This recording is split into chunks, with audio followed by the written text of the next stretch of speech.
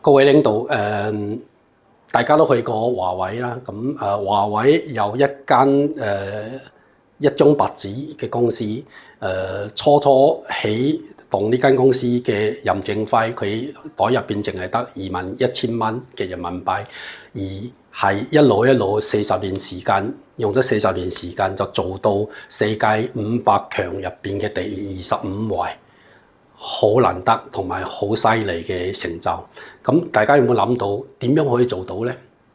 點樣可以做到？而且喺40年前，中國係一個一窮二白嘅一個國家嚇，大家連鞋都冇得着嘅時候，一個咁嘅任正輝，以前佢係做喺東軍嘅，喺部隊入邊復員出嚟做嘢嘅時候，而用21,000蚊帶領個團隊，慢慢40年時間做到世界500強嘅25位。點樣做到呢？點樣做到呢？就係領導，呢個領導係好重要。佢係喺度領導緊一個團隊，點樣由山腳行到去山頂，嗰個過程點樣行到去呢？呢個就係領導才能啊嘅發揮。我哋要學下任正輝點樣領導嘅團隊。OK， 任正輝連大學都唔係正式嘅大學，佢都冇上過。佢有讀過大學，但係唔係正式嘅大學。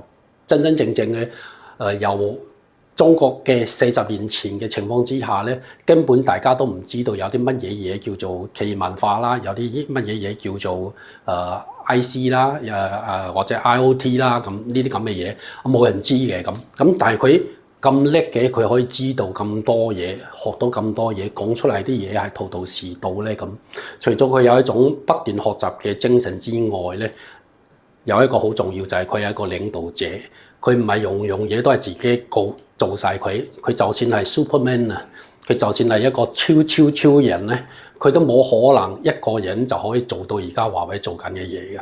佢一定係帶領好多嘅人，而係鼓動好多嘅人，而係俾好多嘅人一個好好嘅信心同一個美好嘅遠景。俾佢遠景之後，俾佢一種企業文化，一種精神，大家一齊去向山頂一齊行。